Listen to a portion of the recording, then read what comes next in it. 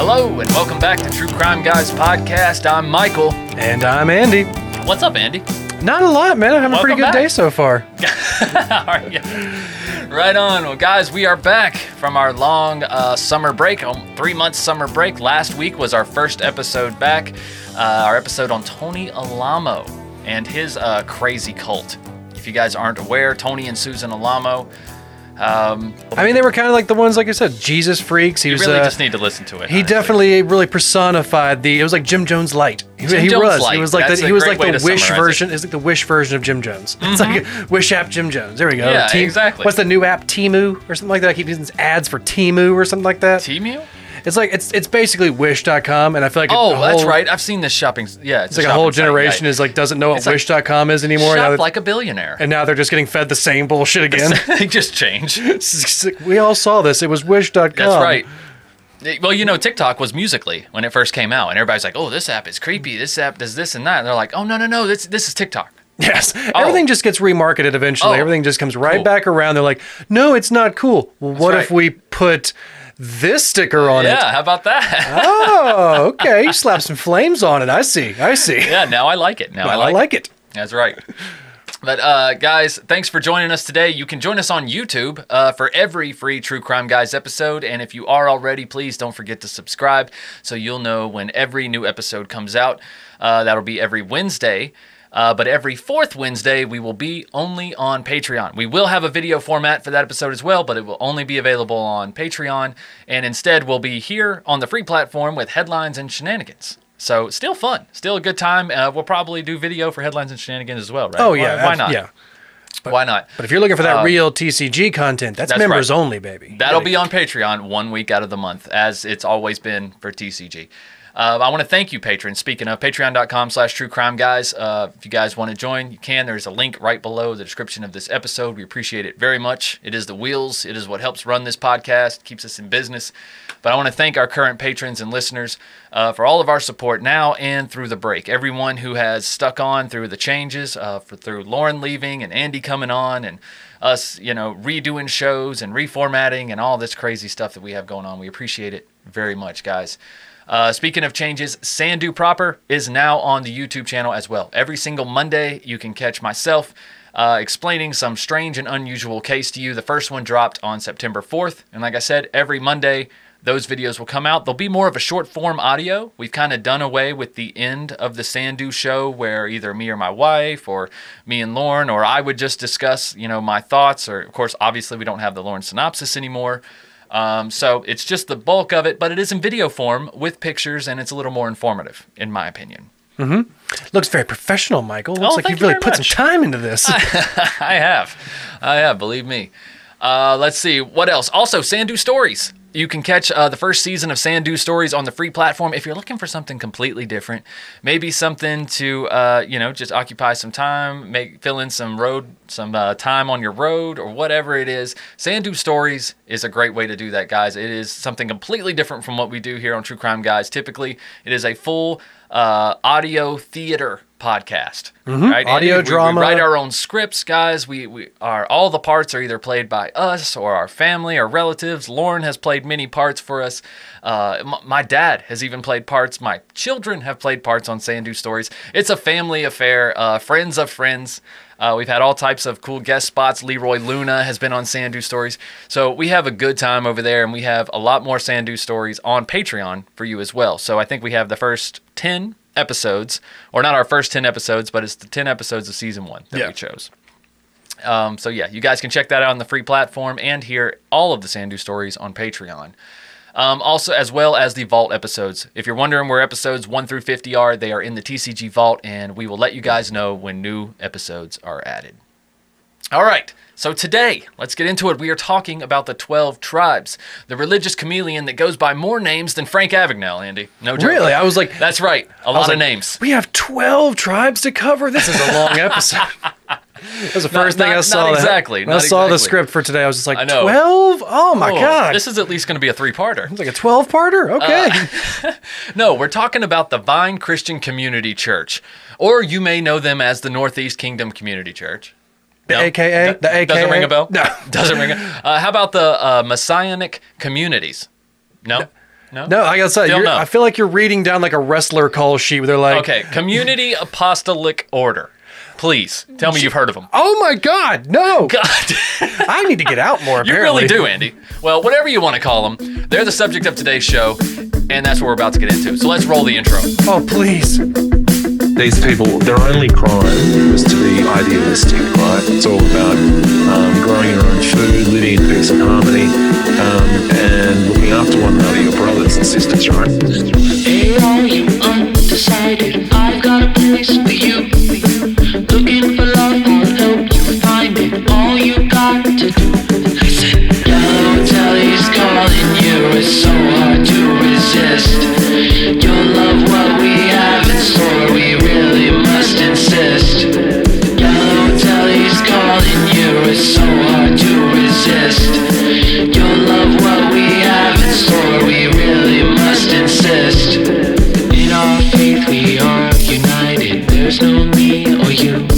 Your enemies will never find it, all you got to do, listen. Yellow Deli's calling you, it's so hard to resist.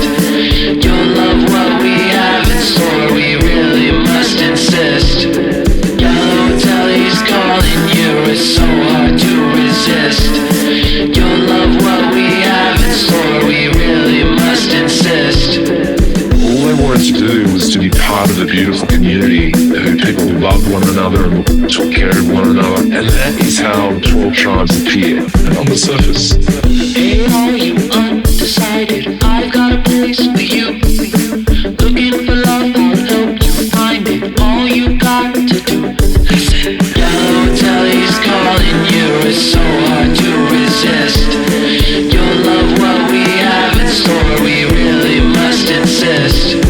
Yellow Deli's calling you, it's so hard to resist. You'll love what we have in store, we really must insist. The 12 tribes give you a new name, a new personality, a new identity. So you're cut off from the outside world. You're cut off from your family and former friends. All right, guys. So let's get into it. So what we know today as the 12 Tribes cult was founded by former high school guidance counselor Gene Spriggs. I kind of like that last name, Spriggs. Hey, Spriggs.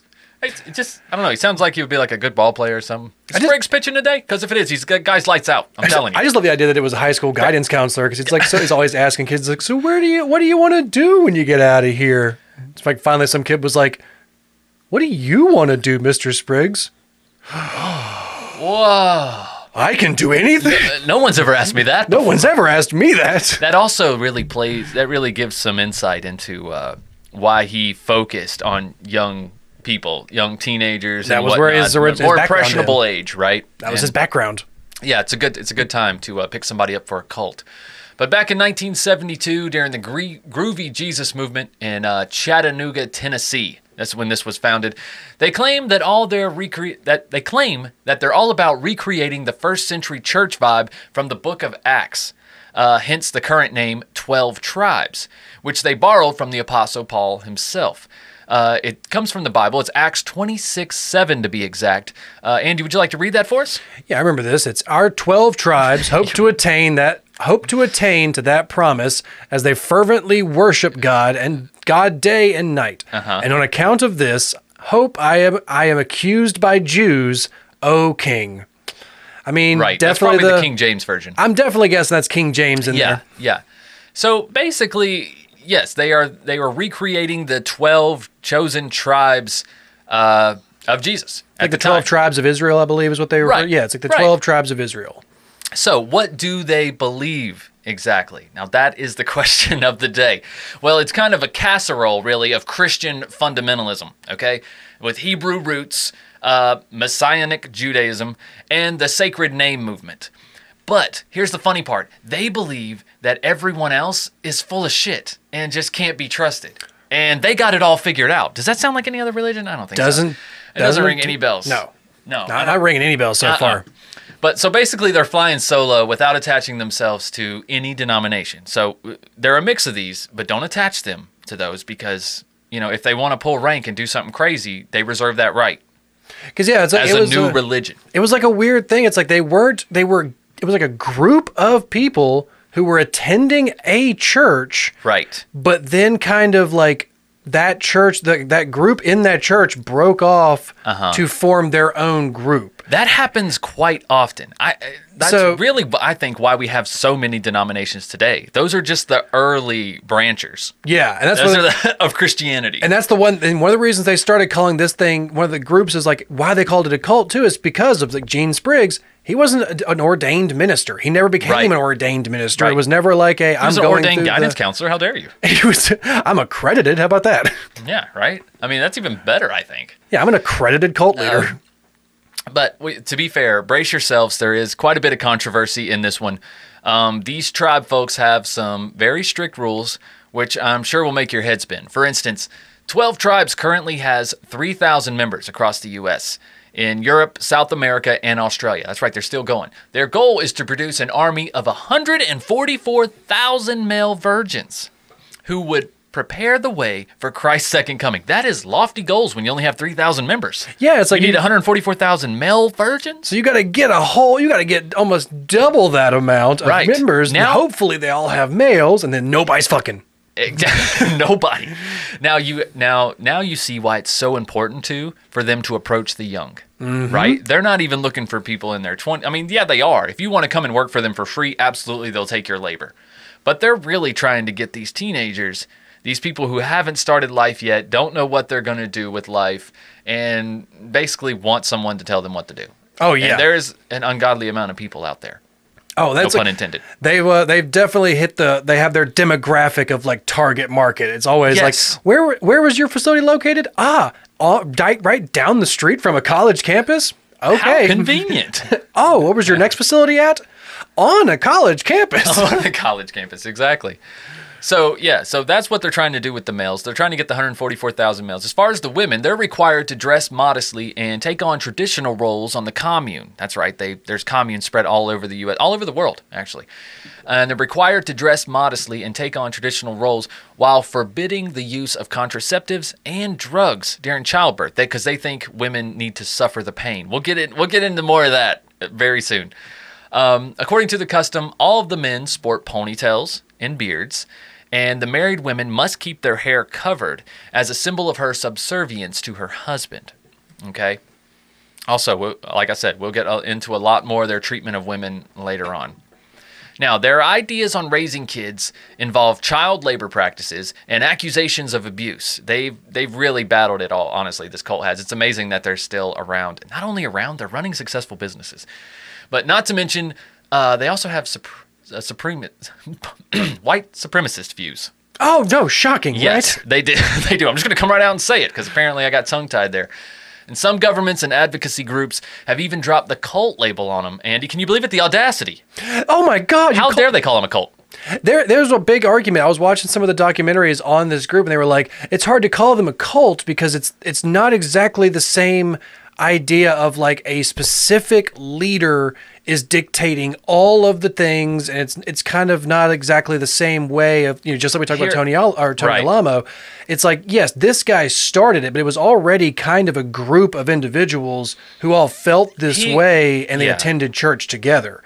And they have one of the big interviews I saw was with a former elder of this cult. Right. It's because this is actually a cult that's still going, and they can have like a council of elders that starts forming, and they have like different sets. So it's like, it's not exactly the same idea of just one leader who's controlling every single decision. Mm-hmm. So that's kind of the reason they're like, we're not a cult. We don't follow some guy pretending to be God. Of course not. Now, we're not a cult. They do have pretty prominent leaders, such as Gene. But yeah, like Andy said, he kind of decided to stay in the shadows, which is pretty smart. Mm-hmm. Probably a good reason why they're still around. But also the way that they went about things, they were careful as to, not leave evidence, not leave traces and paper trails of certain things, which we'll get into. But, what cult doesn't ruffle some feathers, right? Because just by definition, they're doing things differently, right? Yeah, absolutely. They're expressing their religious freedom. Now, and they keep their bellies full and cash coming in through various businesses, mainly in the agriculture game. You'll also find their cute little cafes and restaurants, the Yellow Deli, sprinkled about. you know, you have to give it to them. At least they're earning money. Yeah. At least they're not just asking for handouts. Yeah, they don't. It's not just like a little pop-up store or like a thrift store. They actually apparently these yellow cafes, or what is that? What it's called? Yellow Deli. The Yellow Deli. They pop up, like I said, in like college towns next to college campuses, and the people will go to these stores and be like, oh yeah, it's a whole store, it's a whole restaurant. Everyone's super we have one friendly. here in North Carolina, right? Hidden Night. Exactly. Hidden Night, North Carolina. There's one. So if you're in this area and want to visit it, go check it out. But first, let's talk a little bit about the founder, Elbert Eugene Spriggs, also known as Gene. Like we said, he worked in personnel management in schools and teaching and counseling work and whatnot before joining a charismatic church in Glendale, California in 1971. Now, after the church broke up, he and his new wife, Marcia Ann Duvall, headed back to his hometown in Chattanooga, Tennessee. I'm guessing it wasn't hers. I guess they met in California. And they opened up a cute little coffee shop called the Light Brigade. This is probably where they got their first idea to open a deli or a cafe. Right? Well, I think this was also the kind of idea. That was one of the first names the group was like kind of going by, because when they first started kind of gathering, they were like, what do we call ourselves? And they were figured that. The Light Brigade. They're like, no, dork, no. Maybe we'll call the coffee shop that. I'll call the coffee shop the Light. Is that a good compromise? Yeah. But anyways, at the Light Brigade, they started hosting Bible study groups there in the evenings, and before they know it, they had a bunch of hippies crashing on their couches. They even turned some Victorian houses into homes for members of their sudden congregation that they had now. Apparently, they were making decent money to buy these Victorian homes and flip them. And they also opened a health food cafe called the Yellow Deli. This is the first Yellow Deli. They were a hit in their local community and worked with another Christian group called the New Covenant Apostolic Order. And some people associate that name with the cult just as much as 12 tribes and other things like that. Yeah, because they were actually kind of another sect that just kind of agreed. I think they agreed on most things. Yeah, they almost but not enough to combine. Yeah, it's like they didn't really merge, but they just kind of operated like side by side and like with each other. They're like, yeah, we agree. Yeah, but different pockets. Yeah, exactly. I want to make money too. Yeah. So things were going okay until about 1975, when Gene and his pals showed up at their usual Sunday service and found that it had been canceled for the Super Bowl. On God's Day, the temerity. But Super Bowl Sunday. I'm just saying. Yeah, but when you're in a cult, Andy, nothing comes before your cult family and Jesus. I'm just saying, it depends on what team was playing. Where is this church located? What team was playing the Super Bowl? I'm not saying was this a Philadelphia church? I'm just saying. Right. I know who would have been. They're in Tennessee, right? So is the Oilers are in the Super Bowl or some shit? Yeah, the Oilers maybe at this point. No, was it the Oilers then? That may have been Houston still at that point. I don't even know if Tennessee had it. What year was that again? I don't remember if Tennessee even had Tennessee. Tennessee probably didn't even have a team then. No, they had the Titans the Oilers. Was the new team, right? They had the Oilers, and then it became the Titans. Yeah. Right. Well, I don't know. 1975, they probably didn't even have a team then. So they started having services in their own homes instead, and then they realized we don't even need a church. We are the church, right? Exactly. How many times have we heard that? We've all heard that before, right? Yeah. Well, they started calling themselves Vine Community Church. Vine, V-I-N-E. They even started... Is that where Vine came from? Probably. They invented a lot of... No, I'm just kidding. But they even started baptizing people in a nearby pond, which didn't sit too well with other Christians around town. I really don't know why. It's like, the only thing I can think is maybe it made their baptisms look less official. It's like you're just baptizing people in your bathtub in your church instead of like an actual pond, like, John the Baptist did. I think it all just comes down to people like taking their numbers. You're taking some of our congregation. You may be taking some of our members. You may be taking some of our money. It's and I can't help but think, like, if I'm a new believer, I would rather be baptized in a body of water made by God, right? Not a bathtub. Filled up. Not this really nice Pyrex glass bathtub what is this? With everybody watching? Right? It's freaking weird. Is the glass? Everyone can see me go under, too. I watched you put the hose in here. Right? It's just not holy. It's just not magical. All right, I'm going to put the stopper in the bottom. Right? It's just, I don't know. I'm not saying you're more saved if you're baptized in a natural body of water. I just think it feels better. That's all I'm saying. I like the all natural feel of it. That's right. But aside from the different baptisms, they also started observing Saturday Sabbath. And they eventually moved to a place called Island Pond in Vermont. Now, this is a compound that had a lot of controversy. We'll be talking about this compound pretty often. Most of the main things that happened in their history happened in Vermont at this Island Pond. compound. But it became known as the church in Island Pond. They spread to other parts of New England and changed their name again to Northeast Kingdom Community Church. I'm telling you, these guys, they were, and I think it was because they were causing ruffles in these communities, right? I mean, they were upsetting people, local other business owners, other local churches. I think they were really changing the game for a lot of people, and like Andy said, stealing members, stealing butts in the seats, right? It sounds so appealing, especially if you're young, you're a hippie, you're kind of figuring out what you want to do with your life or whatnot.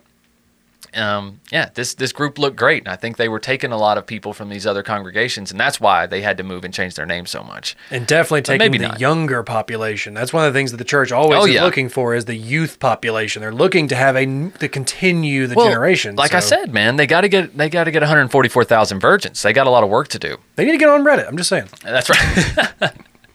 So anyways, by this time, Gene is a pretty big deal and is considered an important leader or apostle to the group. Everyone in the community believes that they're inspired by God, but they think that Gene is even more inspired, most inspired even. Well, it's between him and Gary, our oldest virgin. Our oldest virgin. Here's Gary. He's our senior virgin. Right. He's 47, believe it or not. I know he looks 67, but... he's got some city miles on him. That's right. So anyway, fast forward to today. And like I said, they've got around 2,500 to 3,000 members. They're living in different countries all over the world. I really don't know how exaggerated that number is. Maybe it's low. I really don't know. But they're all about living in communities, and each community is named after the town it's in. So very easy to keep track of. Members of the 12 tribes give each other Hebrew names as well, which we've seen this in a lot of different cults. This is very popular, which they believe are revealed through moments of divine inspiration.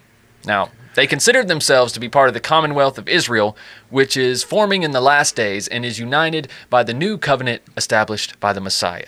One of the things about those Hebrew names as well is that it makes it hard. I was listening to somebody talk about how it's hard for them to actually know how many members they have. Yeah. Is because of so many people, it's they don't go by their birth given name. They go by a Hebrew name. Right. So it's hard to track down the people who were documented to be born on these compounds. Mm-hmm. And they also have multiple cases of where there's children that have gone missing or children that have just shown up on the compound. Right. And they're also not documenting these. They're not documenting these name changes. I mean, they're not even vaccinating their newborn kids that are born on the compound. They're not documenting these people. Oh no, but they are doing they are making you do the circumcision. That's a home job. That's a DIY job now. It is. We will hear from a member at the end of this episode. We have a transcript from a member who was interviewed, and he had to circumcise his own sons. Pretty crazy. Now, so how do they get new members, right? Instead of sending out missionaries, the tribes aim to win converts mostly by inviting them to their communal houses, where they can experience a loving communal family life. Actually, in the Yellow Deli, they leave these pamphlets around all over the place. They don't push their beliefs on anyone, in particular, but it might be between the menus. Yes. You know what I'm saying? It's a table tent. It's on the table. It's a table tent or two. Yeah. Exactly. But if you do attend their commune, visitors are welcome to share meals and witness their joyful revival meetings, which include circle dancing, singing, sermons, and prayer.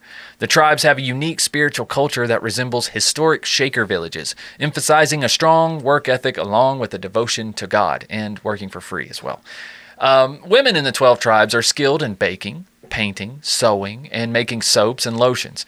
Men are skilled in various crafts, including leatherwork, cabinet making, candle making, and stained glass window making. This doesn't sound that bad, actually. It sounds Amish. It sounds very close to they are very close to Amish. Very close.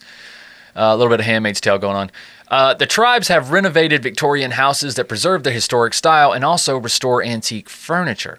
Their children are involved in singing and composing original devotional songs. Boys work with their fathers in candle factories and on farms, while daughters assist their mothers in the kitchen and sewing rooms. All members dedicate at least 2 hours a day to devotional dancing and singing, and many also play and even build their own musical instruments. Okay, and they got one hell of a missionary strategy. I know we talked about how, a lot of them is about trying to get these converts to come back to the commune, but they have a way of doing that. They have another way of reaching out that's pretty unique, and you guys may have heard of this. But their missionary strategy is they utilize the community's renowned double-decker buses, They're prominently featured at various events such as Grateful Dead festivals, the Billy Graham Crusade, the Rainbow Gathering, etc., etc. You get it. Where young impressionable people are. I bet they're at Burning Man right now. They're at Burning Man, stuck in traffic, trying to convert people. They are stuck in the mud at Burning Man. They're right like, we now. got water. We got water. All you got to do is come in and give us all your shit. But both men and women, along with children, create connections by offering warm hospitality. They take kids to Grateful Dead concerts, which includes handing out baked goods. Wu-Tang is for the children. Apple cider tea, and providing first aid assistance as well. Moreover, they enthusiastically encourage the crowd to partake in their joyful circle dances and musical jams. As an additional gesture, they share the free paper, which is like a brochure of theirs, a missionary tract that depicts an idyllic utopian vision of loving families and a devoted service to one another in anticipation of the return of Yahshua. Am I saying that right? Yeah, Yahshua? it was. It was Yahshua. That was one of the reasons that I've people heard of started. Yahweh. It was kind of something that when the group first started breaking off from the church they were attending, because they were attending a Christian, a Christianity-based church. But when the group started breaking off, they started showing kind of like Judaism, ideas in their practices. Like I said, practicing Sabbath on a Saturday. Right, they were right. ending their sermons with, I think it was like, what was it, Shema Shalom? Yeah. So it's like they were, and something else they did, I can't remember which one it was, but they were mostly just using Old Testament. They were going off of Which is so Judaism funny. and Judaism type things. Which is so funny because one of the most broadest claims out there is that they are against Jews, that they hate Jews. And I'm like, they're called the 12 tribes. Okay, they are guilty. They're probably, allegedly, let me protect myself here, guilty of a lot of shit. But hating Jews is probably not one of them. No, and if it is, what the hell? It don't make no sense. They've been more or less akin to racism. They've had some definite, some racism kind of spread into their doctrine. It gets a little tricky. They walk a fine line with the racism thing. We'll talk more about that here pretty soon, all right? So speaking of that, let's get into some shit that you won't find on their website, all right? The trouble started for the tribes in Chattanooga in the 70s when Ted Patrick, you guys may have heard that name if you listen to Strange and Unexplained, he's the co-founder of FreeCog. He kidnapped and deprogrammed 8 young followers of Spriggs, okay? We covered Ted Patrick and deprogramming on Strange and Unexplained way back in September of 2020. It was episode number 23, entitled Garrett Dorston, Deprogramming and the Unification Church. I was not good at titling things back then. That's a very wordy title. Ted Patrick, I couldn't even fit his name in the title, but a lot of the episode is about Ted Patrick and his work deprogramming ex-cult members and stuff in the 70s and 80s. It's a very interesting episode. Probably, honestly, one of my favorites to learn about, just coming from my religious background. FreeCog was the first organization against cults that opposed the Children of God, another popular cult. Later, the Citizens Freedom Foundation took over and worked nationally, connecting with the media and labeling the tribes as a cult that brainwashed people to gain followers. Right? I think one of the 8 people he actually kidnapped and deprogrammed, he kidnapped a young woman on her wedding day in her wedding dress. Yeah. Took her from the church. Yeah. And kind of did like a runaway bride situation and got her out of there. He has an amazing system, had an amazing system for this, really. And he believed in it. And he did a lot of good, really. Ted Patrick did. He's tough love. He's no bullshit, but he really woke a lot of people up.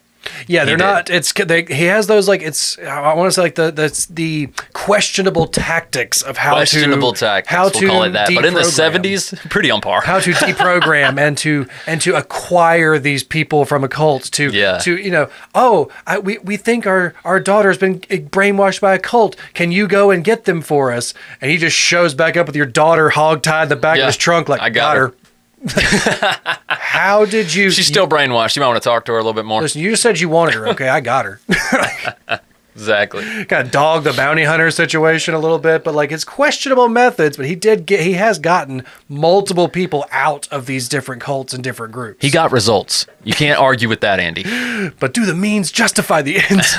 He got results. I mean, he changed these people's lives. Imagine the 8 people, if they were still in this cult, which many people still are. And who knows? Maybe they're living a better life in there. I mean, who are you to judge? But these people seem to be happy that they were deprogrammed. Let's put it to you that way. So After the 70s in 1982, the conflict worsened as parents who had left the community fought for custody of their children, bringing attention to the group's strict child-rearing methods and their use of physical punishment based on the Bible. Now, yeah, this is right here is about to start. If you guys have like a warning right now, there is Yes. a lot of thinking. abuse towards children. There is a lot of violence towards children in this group. There's a large police raid to get a large group of children out of this group. Yep. So yes, if there's kind of like a little warning label right now. There is violence towards children. So if you want to check out for a little bit, we understand. But yeah, it's about to get a little dicey with some of their methods. yeah, all right. Thank you for that warning, Andy. News reports painted a scary and puritanical image of the tribe's church, depicting routine neglect and the abuse of children. The 12 tribes have rules that say children must be punished if they don't obey right away, right now. Not if you don't obey, it's if you don't obey right now, because we don't want any time for you to think for yourself. Nope. None. Do not think for yourself. Immediate, unquestioning loyalty. Just Yes. do it right now. They believe, that this helps them be ready for Yahshua's return, right? He could return any minute. He's right now. He's returning. Oh, you missed it. See? That's why you got to beat your kids. Yep. And if you had been misbehaving in that time when you had Yep. sinned, and then he came back and you hadn't gotten beaten Oh, before man. then, nope, you're screwed. Is that where you won't be when Yahshua comes back? The punishment is usually a few hits on the hand with a stick, but it shouldn't be done angrily, they say.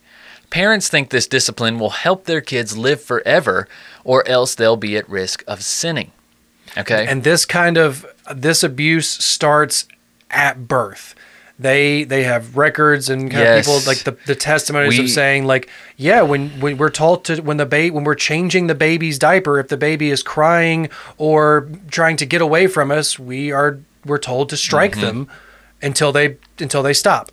Yes. Until they behave. So Absolutely. yeah, this kind of abuse is kind of taught to them at birth or when the Yep. child has first come into the group. So Yep. And in 1984, the tribe's Island Pond community got raided by the police and social workers. They had a court order to take the kids away. They searched the homes and took 112 kids. The parents went with their kids to a hearing in Newport, Vermont. Now, the judge had 40 separate hearings in one day. At the end, the judge said that the search warrant from the state was wrong. He said they only took the kids to find evidence of abuse, but the state didn't have any real evidence, just rumors. So the Yeah. church and the government stopped fighting, and the kids went back to their parents. 10 years later, the 12 tribes had a festival to celebrate being saved from the raid, and some of the kids who were taken, who are now grown up with kids of their own, support their parents and their community still to this day. that incident right there is highly debated amongst the people of the group and amongst people who have tried to get people away from that group. It's that Right. the government heard all these allegations of abuse. They heard all the rumors. They heard all the different testimonies, but they didn't have the actual evidence to back it up.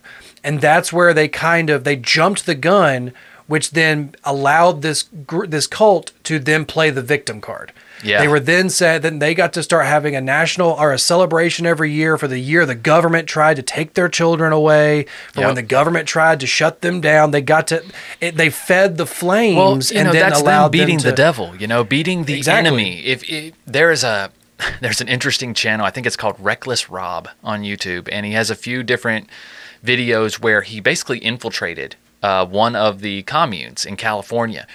And there he has tons of footage of people just in groups preaching about the enemy, right? It's basically just their word for the devil, for Satan, anybody that opposes their cult and doesn't believe what they believe, the enemy. And that's why they have these festivals, because once again, they've done things their way, and they've stood their ground, and they defeated the enemy once again. and it just adds to the persecution method. It's like, well, we would not be persecuted if we were not wrong. Like Yep. if they are trying to tell us to be quiet because we are the ones who are right, and they're trying to not get their system messed up. So. That's exactly right. And after this, right after, they stopped fighting with the state, then they got another enemy. The tribes are being targeted by Christian countercult groups who are fighting against what they see as Christian hearsay. Heresy. Heresy, that's right. Heresy. Reverend Robert Pardon started the New England Institute of Religious Research to spread negative information about the 12 tribes, their heretical beliefs, and what he considers to be the group's excessive control over individual lives. Excessive is, that's one way to put it. Excessive control. Obsessive, yeah. It's just too detailed. It's just creepy. It's yeah. They go above and beyond just to see how obedient you're going to be. Which I feel like most cult leaders just can't withstand that temptation of going that far. The absolute power corrupts us. It's like, how far will you go? How far will you go? When will you say no? Will you use a certain amount of toilet paper? When will you say no to me? I'm going to instruct that. Yeah, I'm just going to keep seeing it less and less. This episode is brought to you by America's #1 meal kit, HelloFresh. Kickstart a fresh fall routine with HelloFresh. They handle all the meal planning and shopping to deliver everything you need to cook up a tasty meal right at home. They do the hard part, and you get to take all the credit. And when it comes to options, honestly, more is more, right? That's why HelloFresh's menu includes 40 recipes and over 100 add-on items to choose from every single week. A new season calls for new meals, and HelloFresh has a fresh fall lineup of delicious dinners and more to choose from. HelloFresh is more than just dinners. You can also stock your fridge with easy breakfast, quick lunches, and fresh snacks. Just shop HelloFresh Market and add any of these tasty, time-saving solutions to your weekly box. The family and I love to see that HelloFresh box on our doorstep, because that means we're going to make something that's delicious, it's going to be easy to make, and it's going to be something outside the box, a recipe that you don't normally make. The directions are easy to follow, the ingredients are already separated and measured out for you. I like to get my kids involved in the preparation. It's a great way to teach them these simple recipes. Now, you may have heard us do Every Plate ads in the past, but Green Chef and Every Plate is now owned by HelloFresh. And with a wider array of meal plans to choose from, there's something for everyone. I love switching between the brands, and now you listeners can enjoy both brands at a discount on us. Just go to HelloFresh.com/50Creeper and use code 50Creeper. That's 50CREEPER for 50% off plus 15% off the next 2 months. That's HelloFresh.com/50Creeper and use code 50Creeper. Link in the description below this episode. Now let's get back to the show. But today the tribes are led by a married couple, Eddie Wiseman, Hakam, and Jean Swantko. Now Jean is a lawyer. She had a religious awakening while working on Eddie's legal defense. They had responded to anti-cult pressure and efforts by the government to control them by holding press conferences and actively trying to correct misconceptions and connect with their critics. But the 12 tribes also believe in keeping a clear separation between their community and the sinful outside world. So that's very difficult to help people understand when you don't want to be a part of them at all. Though, to be fair, they seem to be softening some of their beliefs in these later years. Such is their belief in an impeding, catastrophic event where all outsiders will be damned. You know, every cult has that event. Oh, yeah, they got to have that. And I'm sure they had a date. But like Andy talked about in the Tony Alamo, that's a very, very sketchy thing to do. You don't want to put a date. Don't put a date on it, okay? Especially if you're going to live to that date. Don't do that. Yeah, you always want to put the date for the next generation's problems. Right. This is the date for my successor to deal with. Exactly. So the date for their impending catastrophic event has evolved into more of a slower process where they must first raise up 7 generations before the final trumpet of Revelation is blown. So they've bought themselves some time. I mean, and they gotta find 144,000 virgins too. Don't forget about that. Listen, Comic-Con was pretty big this year. I'm just saying, you can go, you can find them. You just gotta know your market. That's right. I'm just kidding. I really want to go to Comic-Con. But according to a new revelation in the free paper, the brochure that we were talking about earlier, there is now a middle ground for just men. Just men, like us, Andy. Just men. You know, we're not special. We're not in the tribes. We're just men. Who have never been a member of the tribes. There's a middle ground between being saved and being damned. And I was like, yeah, like purgatory? You mean like place like other religions have already made up. Yeah, it's cool. It's cool. This bitch don't know about purgatory? This bitch don't know about She purgatory. don't know about purgatory. But although I'm glad to see the tribes loosening their beliefs, I wish they'd loosen up on the kids a bit, though, honestly. That's really the main thing you find when looking into this cult. They got a really hard time shaking the child abuse claims, probably because they come from ex-members. But it's kind of hard to ignore. And they kind of have video evidence of them doing it. That's tough. But children raised in the 12 Tribes cult are homeschooled, naturally, dressed in puritanical bonnets, I guess the girls are, and kept sheltered from the outside world. They are taught an anti-evolution curriculum with an emphasis on music and communication. They are not allowed to engage in any type of play, like play pretending to be an airplane, a cat, etc. None of that nonsense, immediate spanking. Nor can they join sports teams or clubs. Toys, radio, secular books, TV, and the internet, forget about it. None of that shit. Oh no, those kids, they are put to work at a very young age. They're working they're like 4, and they're like harvesting vegetables and stuff out of the garden. Or they're working in like the loading docks or like the places, or like packing orders for things. But yeah, these kids don't get to have a childhood. They start them at a very young age, like no play, no fun, like Michael said, no extracurriculars. You don't even go to regular school. You sit at home, you do your Bible study, and then you go right to work in the field. It is a regimented, tightly controlled circle. Yep. So, here's a little excerpt from an ex-member who grew up in a compound as a child. His name is Alex. He said, "Childhood was hell. That's my only childhood milestone, was just to stay alive till the next day." Alex lived at the New York compound and detailed regular vicious beatings with wooden rods for trivial infractions like not singing loud enough during religious ceremonies, opening the fridge without permission, or just talking too much. Did you touch the thermostat?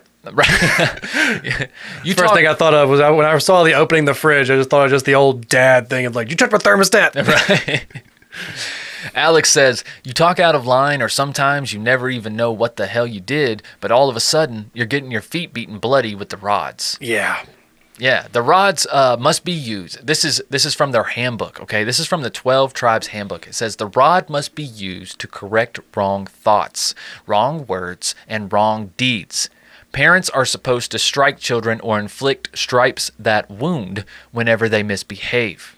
But then they consider that to one of the reasons I was saying like the child abuse claims is like they will say no, there is no child abuse, but they have this in their handbooks because they don't believe this is child abuse.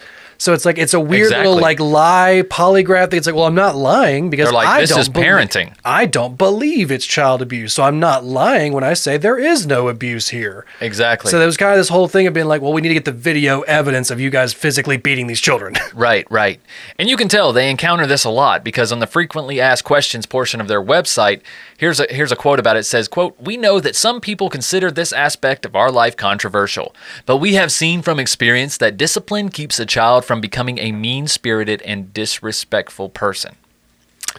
Right. Yeah, that's absolutely correct. The more you beat a child, the nicer they will be. Yeah, and they don't stop there. They got more to convince you. They're breaking out the Bible. It says a 12 Tribes brochure entitled, quote, "When the Spanking Stopped, All Hell Broke Loose," cites Proverbs 13:24.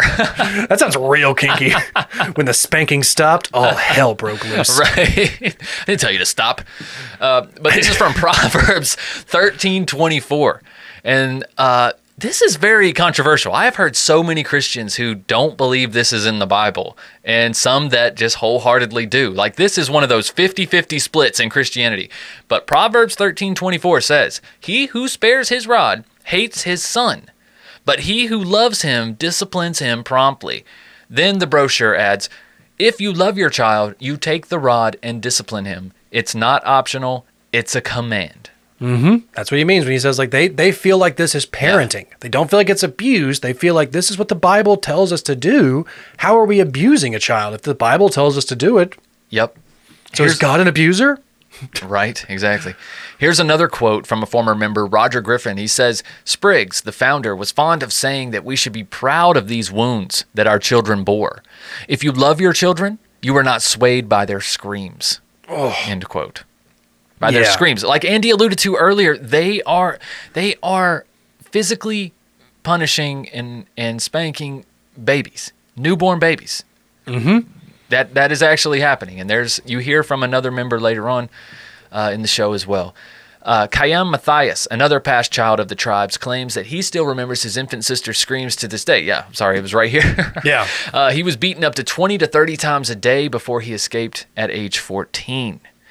And upon escaping, here's a quote. He says, "The first time I used an ATM or a vending machine was when I left. I knew nothing about the world. It was all so strange and new and was like being born suddenly with an adult body, feeling like a child or an alien, but needing to act like an adult to survive." It kind of made me think of the M. Night Shyamalan movie, The Village. Yeah. It's kind of like that mentality. They try to keep them so sheltered, so That they don't know what to isolated, do, yeah. so cut off from the world. It's like, no, you only do this. You live with your parents. You do what they say. You work here. You go to, like, everything is so tightly controlled that when these people actually get out of the cult, that's why they had to call it deprogramming, because it is so much like taking a computer that was programmed to do one thing and being like, nope, now you do this. Like, Yep. what? This is What? two different worlds. Yeah. Yeah. I mean, they weren't even allowed to watch TV. Nope. You imagine? Sammy Brasseau, the founder of a nonprofit organization that assists individuals in leaving cult-like surroundings, grew up within a 12 Tribes community. At the age of 18, she managed to escape from her parents, who held her captive in an isolated cabin in Massachusetts. It was her first venture into a modern world where she had never experienced before. Over the past few years, 12 Tribes has come under investigation for various offenses, revealing instances of child abuse and exploitation. Like in 2018, the New York Department of Labor discovered multiple violations involving 12 minors engaging in factory work at a farm in Cambridge, New York.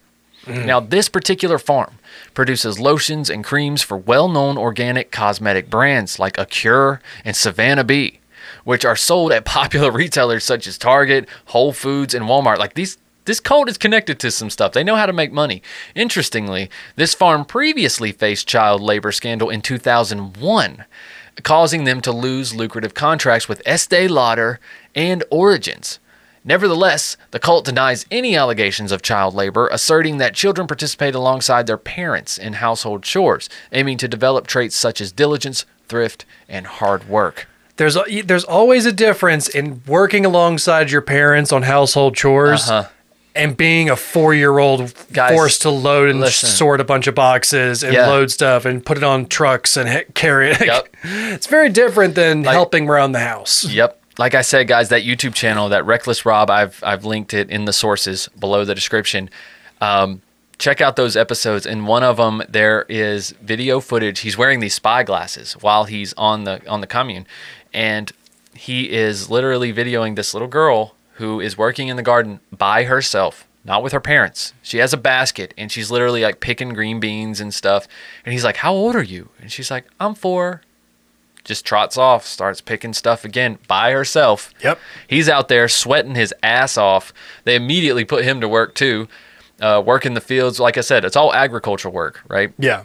But it's for free. It's for free. And you have to give up all of your money and all of your shit upon entering. Yep. Like they check your bank accounts, everything. Mm-hmm. Yeah. You get to work in one of the delis. You get to work in one of the stores or something like that. So you get your meals. You get your place to stay. Just like a trade-off. Just like we talked about with Tony Alamo. They take these young people who are looking for a direction. They're looking for an identity. They have nowhere to go. Yeah, they're looking for someone to tell them what to do. Yep. And it just someone jumps in there and finds that one person who's just willing to say yes to, hey, you want a place to stay? Come on over. That's right. That's right. All right. So let's put the child abuse on the back burner for a little bit. We'll discuss that a little bit more. But now let's talk about the treatment of women, okay? 12 Tribes insist that women are encouraged to speak their minds and are given an equal voice in the community. On paper. But according to Spriggs' later teachings, women have to atone for Eve's original sin by giving birth without any painkillers, okay? Here's a quote. God created woman to be a friend and a helper for man. She was created to be a wife and a mother, to raise children. That is straight from their website. God damn, yep. And so is this quote. We are not pitiful little housewives that are bossed around all day by overbearing men, but we are happy, liberated women who willingly submit ourselves to our loving husbands, end quote. Hard to be liberated and submitting at the same time. It's kind of weird. Jenny Lynn Fiore, a former member, didn't quite see it that way. She says, quote, "I saw very controlling, overbearing husbands treating their wives pretty badly, and there was no real recourse. They were basically kitchen slaves," end quote. Very Handmaid's Tale. Yeah. It's kind of like something Michael mentioned earlier. It is very Handmaid's Tale. And a big problem is that a lot of the women believe that this is the right course too. So it makes it very difficult to stand up and preach these things in the cult, right? Like Deborah Wolf, who spearheaded the Colorado sect with her husband, Andrew, proclaimed, quote, "I would be happy to talk to any feminist woman about the choices I made about having my 6 children," end quote.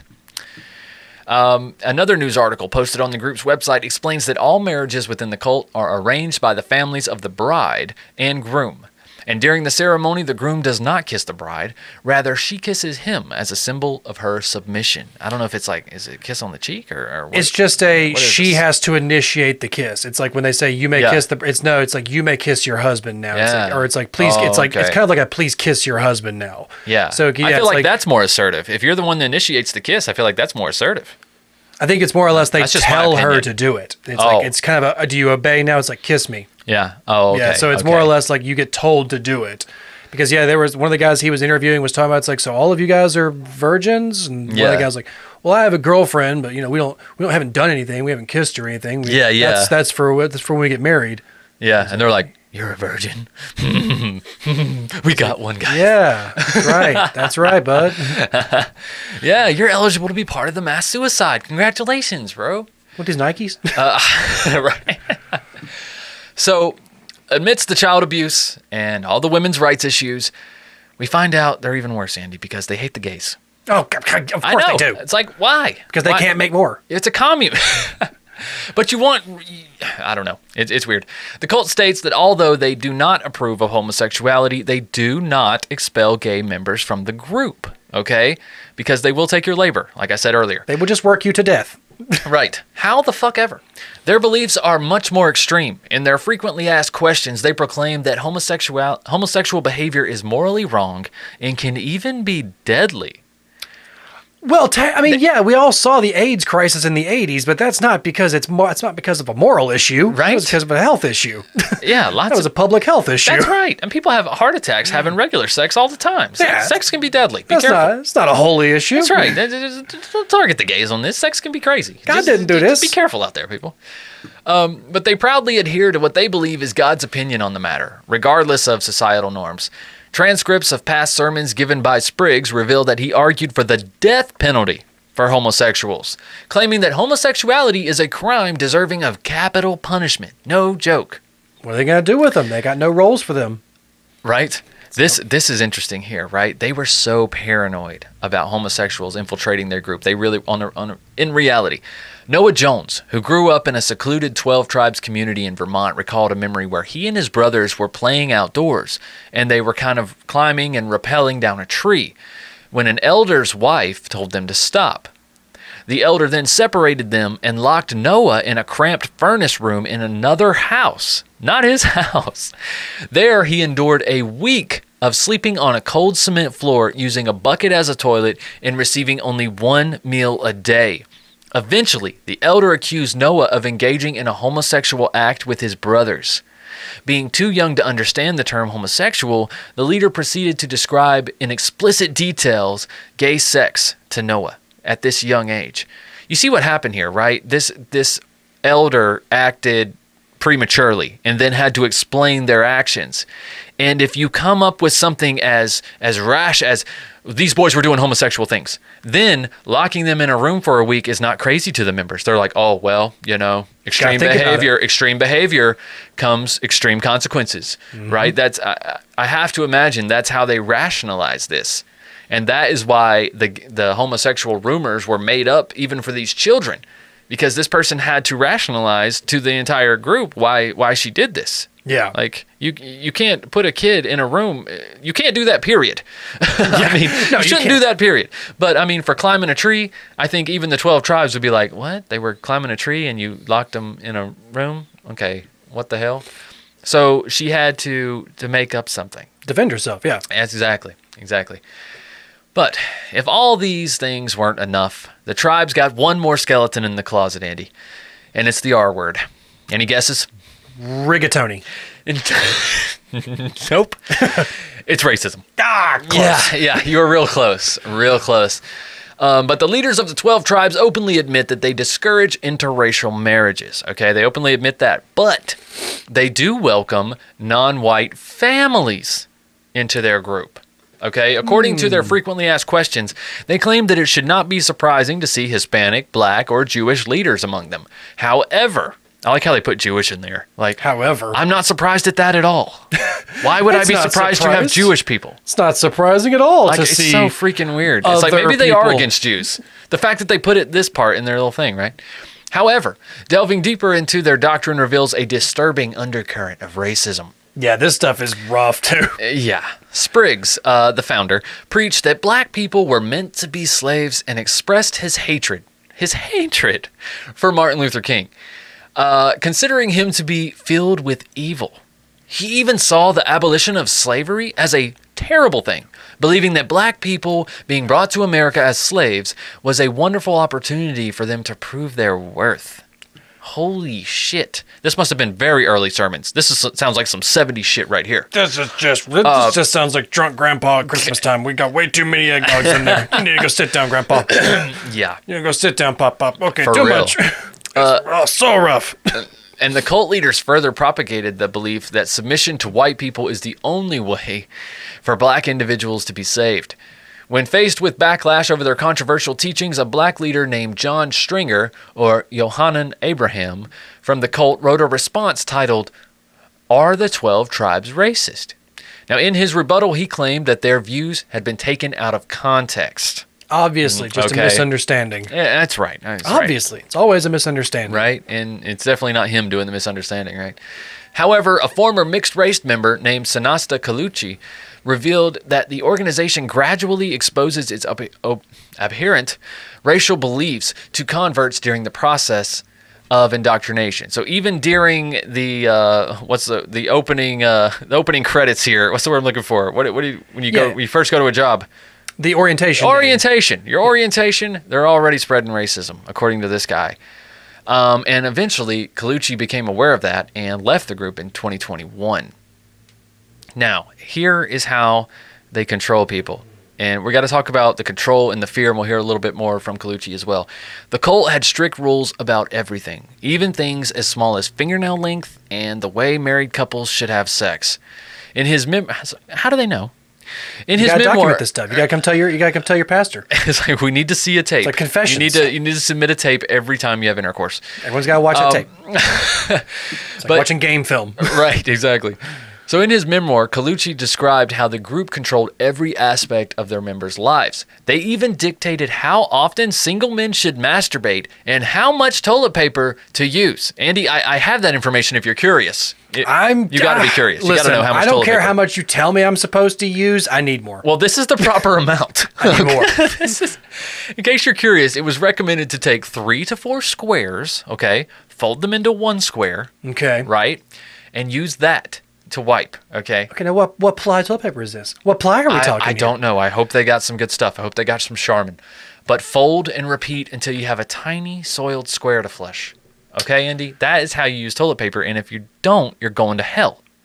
And you're out of here. I can see that. I can see Okay? that definitely going to hell. 5 squares, one-way ticket to hell. 3 squares, purgatory. Purgatory. It's kind of, you're not listening, but also you're not wasting things. And you're not spending more of the church's money. So, yeah, we'll give you purgatory on 3 squares. The cult's control went beyond physical activities, though. They also manipulated their members' thoughts and emotions, making them feel guilty about things that they shouldn't and not guilty about things that they should. Like the fear of second death, their concept of spiritual damnation was used to enforce obedience within the community. Well, I just imagine right now between us just a picture of Pippin from Lord of the Rings, but it just says second death. It's just got that. We've already had one. What about second death? About second death. But former members have shared disturbing experiences, like being told that sickness was a punishment from God for being evil.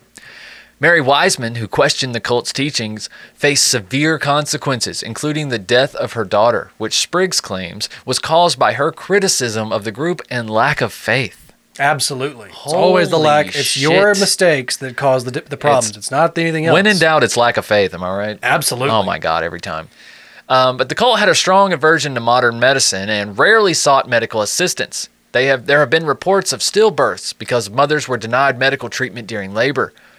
And despite claims on their website about seeking medical help, testimonies from former members tell a quite different story, like Bruce Wittenberg's heartbreaking story of losing his daughter to whooping cough, and it illustrates the cult's dangerous ideology.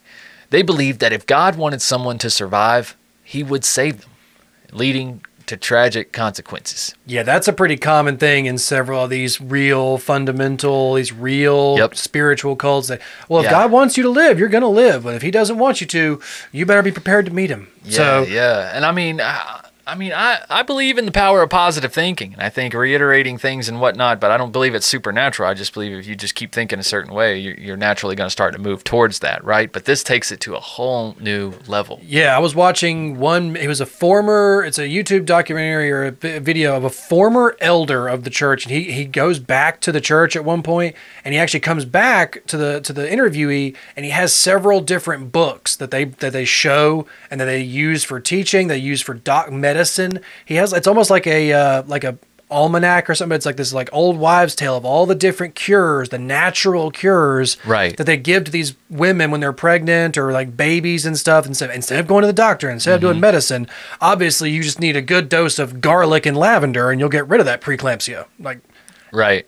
No, right. I mean, there are natural medicines that have worked for years and years, but there are instances where you need to be in a hospital setting just in case. You need to go to a doctor. You need to go to a doctor. And childbirth is one of those. Like, you should go to the damn hospital just in case. Like, you never know. But the cult defends their stance on medical care as a personal choice based on faith. They claim to prefer natural healing methods, but state that they do not restrict access to medical care or determine the outcome of healing. Quote, "We just want to go back to the original pattern of what the first church was before it became an organized religion with all its various offshoots," explained a current member. "We just want to get back to a pure, simple devotion to God and to one another." And yeah, that would be great. That's what attracts everyone to religion. I don't want to have to worry about anything. I just want God to take care of my stuff. Jesus, take the fucking wheel, right? Take the wheel. Just take the wheel. Take all the wheel. I just love how it's we want to go back to time before it was organized, before it was an organized religion. So please join our really strictly organized religious group. And like I said, man, they're still trucking. I don't think they're anywhere close to that 144,000 number.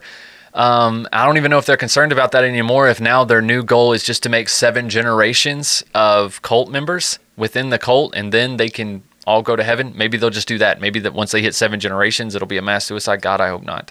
They'll have had enough. They'll have had enough male virgins by that time. Throughout 7 generations, yes. Enough male virgins will have died of natural causes. Exactly. So that's where they are today. Like I said, they run the Yellow Delis all over the world. There's one in Hiddenite, North Carolina, as well as a compound in North Carolina as well. And they are all over the U.S. and all over the world.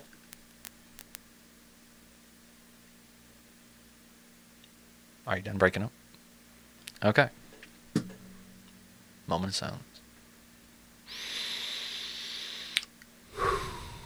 Right. Like in Spain, for instance.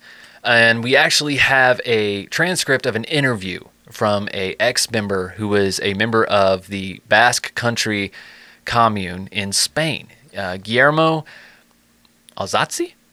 Alzate? Alzate? I guess. Alzate. We'll go with Guillermo. We'll call him Guillermo. But not you, Guillermo. He left the 12 tribes communities, leaving behind his wife, who decided to stay. And he took their 3 children who were born to them while they were in the 12 tribes. Okay, so he and his 3 children left, and the wife decided to stay for the love of Yahshua, according to her. So here's an interview from him in 2015. I guess I'll play the part of reporter if you want to play Guillermo. Yes. All right, here we go. Hi, good morning. How long were you there for? I was there for 7 years. Well, do you mind if I ask you some questions? Because that's what we do interviews for. Yes, for sure. I have nothing to win or to lose. It's just Melancholy. That's it. Well, this is translated from Spanish I know, as it's well. like, I got nothing to lose. Yeah, for real. But the reporter says, but you lost your wife, did you? Yes, I did. I lost her because of the cult. And how did you get to know the 12 tribes? My wife and I were married, and we also had a young daughter. And we were both keen on landing an eco-friendly lifestyle and a healthy eating life. And we were told about a community settled in Ulia in San Sebastian. When we got to know them, this place seemed idyllic. That's the way a cult likes to portray itself, doesn't it? To us, it seemed like paradise on earth, and we agreed it would be a nice environment for us. Right. Oh, and I misspoke. 2 of his 3 children were born inside the community. Okay. Were your children allowed to have toys? No, they weren't. They were told they lead to dissipation. And were your children circumcised? Oh, yes. In fact, I did it myself. We could only hope for the best. We only had rudimentary tools. Oh, yikes. Wow. Did your children go to the doctor? Were they vaccinated? No, vaccines weren't allowed at all. It was shunned by the cult. As soon as we came out, they were vaccinated. So what is the ultimate goal of the 12 tribes? If you've read the apocalypse in the Bible, you would know about it. They want 12,000 pure children from free from worldly influences. So they want 12,000 children as well. Okay. Okay. This is the video. Oh, and then the reporter goes on to show a video where the German state was rescuing children from a cult in Germany. And it shows children being whipped. And Guillermo responds, I did that so many times. and he continues, We had to use a rod and hit them in the hand. There were no marks left behind. The idea behind that was that there was no evidence of practices of corporal punishment. So it was done in a clandestine way. They always insisted on that. that no evidence remained. Exactly. We were also commanded to use the rod diligently and never turn a blind eye even to minor offenses. We had to be a disciplinarian.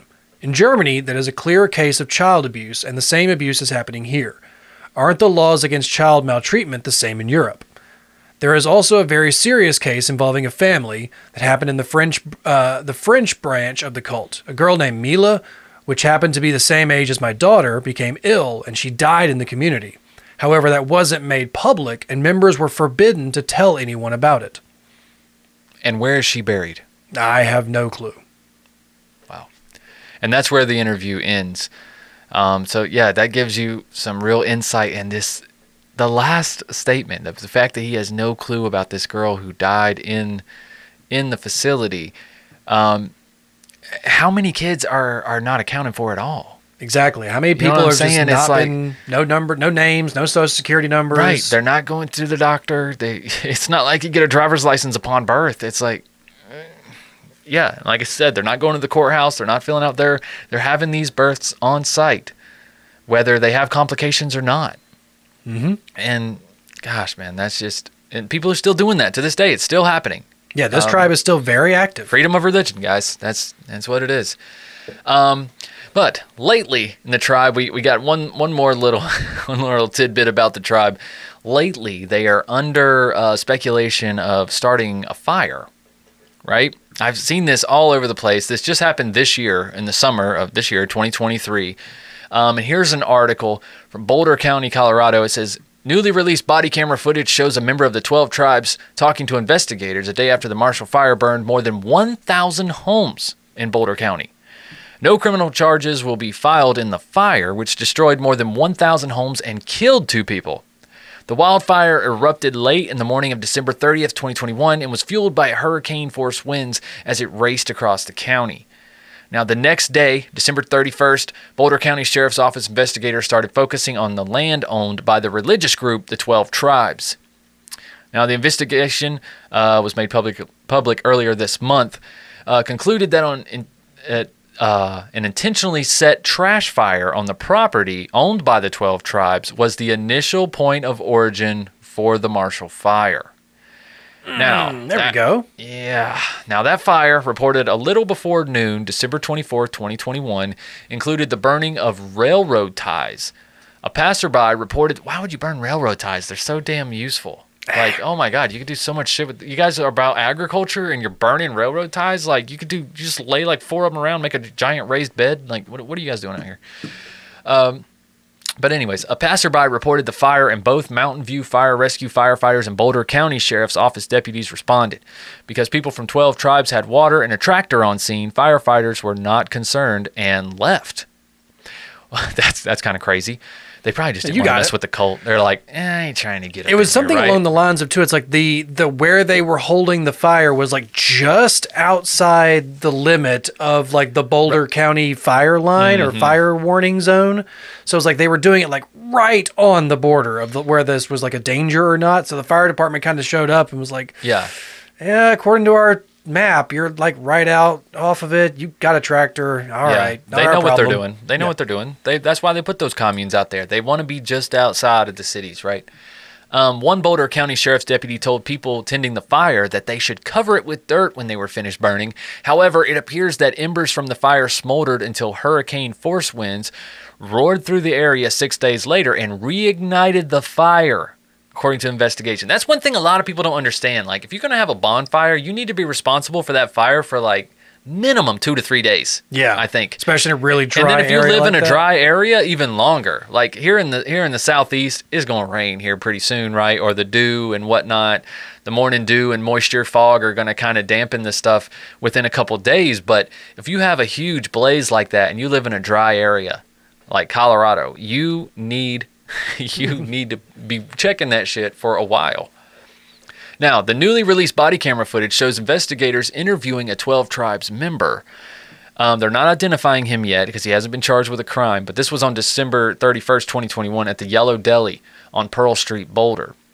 Now, there was definitely no fires being made up there yesterday, the man says in the body cam video. Days later, he told investigators about the fire on December 24th that he buried with a front end loader. That conversation was on the phone. Quote, I have no idea what to say except we did that, he told investigators in the phone conversation. I'm not saying that's what started it, but we want to make sure there's nothing that seems unclear. So they are cooperating, but they're not taking responsibility either. No, but there was some of the footage that definitely showed one of their barns like right near the start of the fire. So yeah. He goes on to say, even if it was inadvertent or a mistake, it's devastating to imagine, he said. So we really don't know what's going on. I don't think they're going to do anything with them as far in regards to this fire or whatnot, but it just is interesting. It's kind of the biggest hopes was to try and drain their financials. It's like if they can blame them for this fire, if they can find a way to put them financially responsible for all the damage done, they can make a big crippling blow to this group. Here's the thing though, Andy. It's like now in the time we live in, it's like you have access to information. Even if you live in this commune, right? You work at the Yellow Deli. Like you don't get a lunch break. You can't sneak to the bathroom and look at a phone. Like you can't go to I don't know. They still got internet cafes and shit. I don't know. You can go to the library. Go to the library. They got computers. You can go in there. You know what I'm saying? Like I know you're not allowed to research and learn shit, but this day and age, the group members that are left and the way that they've softened the beliefs and compromised their beliefs so much, and the way that they've been able to learn the phrasing for every single thing they've come up with, like the people in the group now, I feel like you're not saving them if you take them out. They want to be there. I think they want to be there, and they have every right to be there as long as they're not hurting people. But it's just the children, definitely hurting the children. The kids who are born there and don't have a choice. That's the most heart-wrenching thing. But at the same time, like, how is it any different in a lot of ways? I mean, aside from what's actually happening, but then you like wanting to homeschool your children. You know what I'm saying? Like you have almost complete control over your children's lives when you choose to do that. You know what I mean? You take away a lot of their influences. You have a lot of control over what influences they have, and everyone should have the freedom to do that. Yeah, but it's like the idea of then it's like, yeah, you can absolutely do that, but then you're not beating them for 4 hours straight if they forgot to pick up their plate for or dinner. beating them before they're even old enough to be conscious of what they're doing. Yeah, to understand You're the beating them language. before they can walk. Before they can speak, before they can understand, before they can. They can't. They're not even comprehending this. So yeah, it's the constant state of violence and control, and the repetitive violence to try and control them is that's where the consistent issues revolve around them. So exactly. Well, guys, that's it. That's everything we could dig up on this 12 Tribes cult. Honestly, they just caught my attention because I was just shocked that a cult this prominent, I guess, with this many controversial things in their past is still trucking right here in North Carolina, in Vermont, all up and down the East Coast, honestly, in America, Southwest, California. I don't know if there's a region of the U.S. right now that doesn't have these guys. And like I said, they're in Spain, they're in Germany, they're in France. Their word has gotten out there. You have to give them that. But still, only 3,000 members worldwide. But I mean, if all those people were in one place, they could cause quite a stir. Quite a big Jonestown right there. Quite a stir. But yeah, guys, we hope this one wasn't too bad to listen to. I know there was a lot of child abuse and whatnot, and then the mistreatment, the racism. The homophobic attitudes, that stuff is still alive and well. People, be careful out there. If you eat at the Yellow Deli, just remember where that money's going. Know what you're supporting, I guess. Where that money's going. Yeah, it's always. But yeah, a lot of people don't care, man. There are YouTube videos where people are going out and interviewing people in the towns, and they're like, "Have you eaten at the Yellow?" They're like, "Oh yeah, I love the Yellow Deli. They're so sweet." And they're like, "Well, do you know anything about the group?" They're like, "Well, there's rumors that they're a cult or whatever." Like, they don't even believe. Like, it's a good sandwich. Let me know. It's a good Reuben, okay? Let me apparently. It's a real good sandwich. Yeah, apparently they like the place, man. It's got kind of like a mellow mushroom vibe, which I do love mellow mushroom. Apparently there it's like a cafe that's also open really late. And the college kids like 24 hours. Late. Yeah, there we go. 24 hours? Yeah, you can come here anytime. Hang out at the cafe. How convenient. Well, all right, Andy. That's pretty much it. Before we get into the advertisers, man, you want to do a little antidote? I do not today, guys. You do not want to do an antidote. I am not. Is that what you're telling me, right? I do you not are tonight. Fired. I will bring you one tomorrow, guys. I have got to get out of here. Tomorrow we're not recording tomorrow. I will bring you one next week. I do not have one this week. We've had some issues before we go. I think as soon as I just want to put you on the spot. I think as soon as we get off this recording, I might be going to the emergency room because I may have broken my fingers before we got on the mic. So I have to admit, you've been a true professional. I am sweating in a pile right here. So I'll let you guys know. But I think we may be going to the emergency room. You barely look like you're in pain. Okay, so we'll make this real quick, guys. This episode, as well as every episode, brought to you by Oh My Gaia, an innovative all-natural deodorant, fragrance, and beard oil company specializing in paraben and aluminum-free products. Their innovative line of deodorants inhibit the growth of odor-causing bacteria while maintaining effectiveness. And at Oh My Gaia, of course, they use all-natural, paraben, and aluminum-free organic ingredients. Guys, especially men, you definitely don't want to be putting paraben and aluminum in your armpits. Don't be doing that shit no more. You want all natural, and there's a scent for you, I promise. Vanilla, cherry almond, sandalwood, lavender, lemongrass, Egyptian musk, coconut, dreamsicle, leather, lumberjack, honeysuckle, fireside, bergamot, amber, pear, sweet pea, sailor, barbershop, and our very own true crime pine. One of my favorites. All edible. Not recommended, though. There's also scented oils and beard oils that you can get in those scents as well. And because you're True Crime Guys listeners, you can use the word CREEPER for 15% off your order. That's CREEPER for 15% off at shop_ohmygaia on Instagram or ohmygaia.com. That's OHMYGAIA.com, guys. You will not regret it. Give them a shot. There's a link below every single episode. A lot of times we'll share their promotions and whatnot on our Instagram, story at True Crime Guys. You can also follow us on Twitter at True Crime Guys, Facebook, all that good stuff. And of course, if you're listening on YouTube, please subscribe, tell your friends so you'll know about every episode. And of course, we have Strange and Unexplained coming out on Mondays as well on YouTube. So if you're on there, you're getting 2 shows a week now. So what else can we do, right? What else can we do? We'll be releasing a new Spotify album pretty soon. We had some issues with a what do you call them? A licensing kind of thing? No, it's like the distribution company that we were using. We had some issues. I misunderstood some terms, and so I canceled all that shit with them. But I am going to re-release all of the intros and stuff and favorite intros and songs that we've written over the years for True Crime Guys on a new album, and they will be available on Spotify and iTunes and wherever you listen, YouTube Music, even Instagram, TikTok, all that stuff. So that stuff will be out soon. Guys, listen for that. Of course, if you want more right now and you're caught up, there's always patreon.com/truecrimeguys, where for just $2 a month, you can get access to every Patreon exclusive we've ever done, as well as our 50 first episodes that are in the vault. On the $5 tier, you can get access to everything we've ever done. Every Just the Banter. Remember that show, Andy? I do. Remember that? We're not doing Just the Banter anymore, but you can hear every Just the Banter. We're well over 100 episodes of Just the Banter on there. There's episodes of Higher Thoughts. There's Strange Shorts. Me and Andy used to do that, which is basically what we turned into Headlines and Shenanigans now, which we will see you for in 2 weeks. Next week, we'll be back with another regular True Crime Guys episode, and then it'll be Headlines and Shenanigans here on the free platform and Patreon for you Patreon listeners. All right. Anything else, Andy? I do not think so, guys. Thanks for joining us on this next little cult thing. We'll be back next time with maybe some more gritty, more crime-related things. We got some more cults coming, too. We do. Let's go ice that finger, bro. Thank you. All right. See you guys. Keep creeping. Bye.